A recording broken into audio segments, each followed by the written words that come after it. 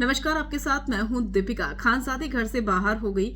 बहुत सारे लोग खुश भी थे और उनमें से कुछ लोग ऐसे थे जो कि खानसादी के जाते जाते भी हंस रहे थे दांत फाड़ फाड़ के।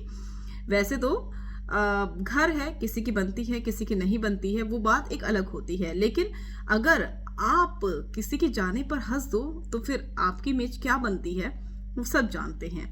तो कुछ ऐसा ही हुआ खानसादी के जाने पर। अंकिता बहुत रोई, अभिषेक जो थे वो बहुत रोए। अभिषेक को खानसादी संभालते हुए भी नजर आई थी। और इसके अलावा बाकी कंटेस्टेंट थोड़ा थोड़ा दुखी थे ही। ऐश्वर्या को तो नील के लिए बहुत दुख था कि नील बाल बाल बच गए। नील ऐसे तो बाहर होंगे नहीं और मेकर्स ऐसे बाहर करेंगे भी नहीं। पहले पूरी की पूरी चीजों को भुनाएंगे, उसके बाद ही बाहर करेंगे। तो नील बाल बाल बचे। ऐसे में ऐश्वर्या ने गले से लगाया और रोने लगी।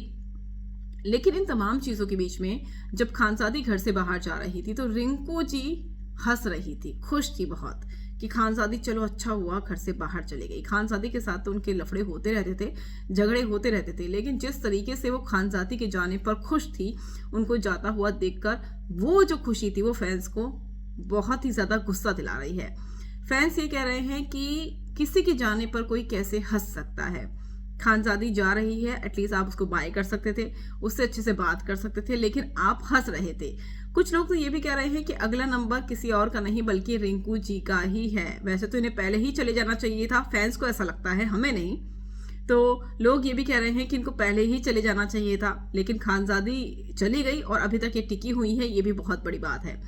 रिंकू जी तो हंस रही थी, लेकिन आपको क्या लगता है कौन जाएगा अगला कंटेस्टेंट घर से बाहर? आप हमें कमेंट कर जरूर बताइएगा।